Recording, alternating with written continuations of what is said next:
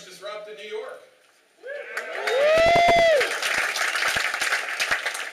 We're not going to, normally at the beginning of a conference you get a whole lot of talk about the logistics of that conference. We're not going to do any of that, which will probably throw some of you into disarray, but we're going to give you that information a little bit later because the content is so strong and we want to jump right to it. I will have a couple of words to help frame what we're trying to accomplish over the next 3 days. Last night I wrote a post titled, "The Third Disruptive Wave." This is an idea that I didn't come up with myself. I've stolen it. And I've stolen it from some of the speakers you're going to hear over the next 3 days here at TechCrunch. There is a notion that something special is happening right now that's different than just normal evolution of technology. John Doerr argues, and you're going to hear from him next, that the first wave of disruption in technology was the personal computer, the second wave was the internet, and the third wave is where we are now, and it involves what's known as social mobile and flash / social commerce. We are in a Merrill Lynch office. This 80,000 square foot office had I don't know how many number of traders and other employees not too long ago, and they're all gone now. And I think that it's good to keep that in mind during the event that very large and mighty companies, no matter how big and powerful they get, can eventually become empty shells. And there are companies that will be speaking during the next 3 days that someday will become empty shells, and someday might be the people filling them. And that's, I think, the most important thing to remember. I'm Eric Schoenfeld, co-editor of TechCrunch. You know, in the technology industry, disruption is a way of life, and you just get used to it. The phone you bought last year is obsolete today, or it's going to be obsolete in 6 months from now. And that's the way the business models work. And as media becomes digital, the economics of disruption are hitting the media industry, which is why we are combining the themes of this conference, both media and technology, because at TechCrunch we see media companies as technology companies, and we see some of the same effects are already starting to take hold. And I think, you know, as you see the panelists and the startups that are going to be launching here, you'll see how those two worlds are merging. And just a little bit of logistics in terms of the way that I'm not going to do that, but just to highlight how the panel will work, or how the conference will work. In the mornings we'll have panels. Just to understand what's going to happen. And then in the afternoon we're going to have the startup battle, where we're going to have companies launching, and then there's the whole 50 companies in the startup alley out there. 150 a day. 150 a day, and make sure that you vote for the best one, because the best ones will get. So we got to talk about that, right? The applications and how they vote and all that. Right. We'll talk about it later, just so you know. Okay. But let's not waste any more time. I'm going to waste one more second. Actually, you know what? I'm not. I'm going to just introduce the next one. So, first up is Charlie Rose. And Charlie was one of our first announced speakers, but he actually almost wasn't able to make the event. And I'll explain why in a second because it's relevant. Charlie's going to interview two people. The first is John Doerr, the legendary venture capitalist from Kleiner Perkins. He's been investing since 1980, and there's a big company in tech that you've heard of. He's probably the guy behind it. Google, for example, Amazon. His fastest growing investment, however, is Zynga. Something he told me over the weekend.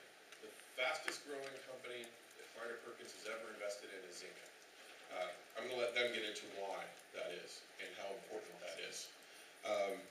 After John is Yuri Milner, the CEO and founder of Digital Sky Technologies, a Russian-based investment firm that's made investments in Facebook, Zynga, and Groupon in the last year alone.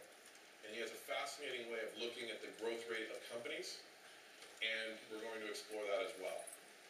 These two guys that Charlie is interviewing are representative of the future of investing in what's happening next.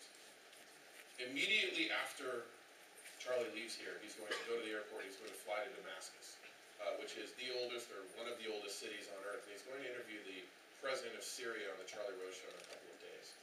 And I think part of what he talks about with John and Yuri is not just what is the future, but a bit of a retrospective and how the past is relevant to the future and what's going to happen from there. So if you guys are ready, Charlie, are you there? Here. Thank you.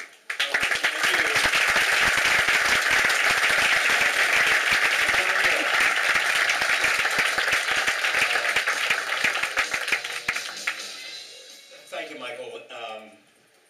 Just a couple of things. First of all, whenever I come to something like this, I always leave with my head spinning because I learn so many new things.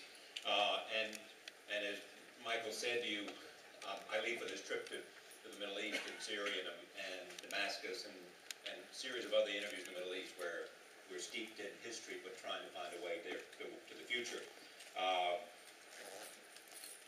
And I come here to something like this morning and I listen and I hear this explosion of things that all of you are involved in and interested in, and it leaves me with my head spinning and trying to comprehend. I come this morning into any conversation like this really as a layman. I have always wanted to make my program available to these kinds of ideas, and Zynga, Mark Pincus was on the program, and John Doerr's been on the program obviously, and so many other people, everybody but Steve Jobs. Steve did a program a long time ago even before he became Steve Jobs. But I am pleased, especially this morning, to take a look at two people that are doing fascinating things. John Doerr and I got to know each other in the 90s, and he asked me to come to the YPO, and I did that.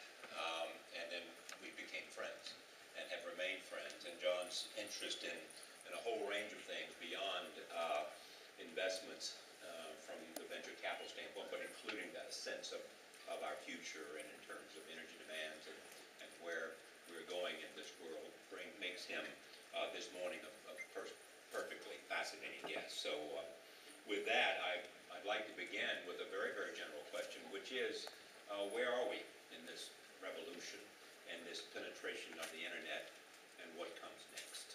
Great question, Charlie, and thanks for doing this. I'm really looking forward to the conversation. I think we're right on the verge of a third great wave of innovation.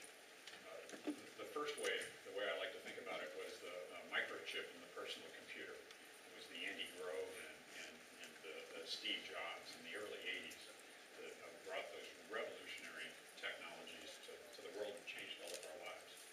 The second wave was around 1995, the internet, when then I think he was a 23-year-old kid, Mark Andreessen, the big hulking guy from the University of Illinois. Still a hulking guy from the University of Illinois. Was introduced to me by Jim Clark, and they brought the world's first commercial browser, Netscape's Navigator, to the world. They got in a fight with Microsoft, and then that was followed by, at least what I was acutely aware of, Amazon. And then in 1999, we saw these two, Larry and Sergey, these two Stanford dropouts, introduced the 15th search engine called Google. And so that was wave two, the internet. The third wave, which is what we're entering right now, I'm searching for a name for it, but it's a combination, I think, of social and mobile and some new kinds of commerce. And the big idea, I think, is that we could be on the verge of reinventing the web, so that the web is, instead of documents and websites, it's people, it's places, it's relationships, and that's a very exciting thing. What will influence its velocity and its dimension? I think one of the really important drivers is applications, and Steve Jobs brought this to us with the iPhone and then later on the iPad, and that is, we've created a whole new app economy, and so all kinds of, and that's transforming everything, all kinds of new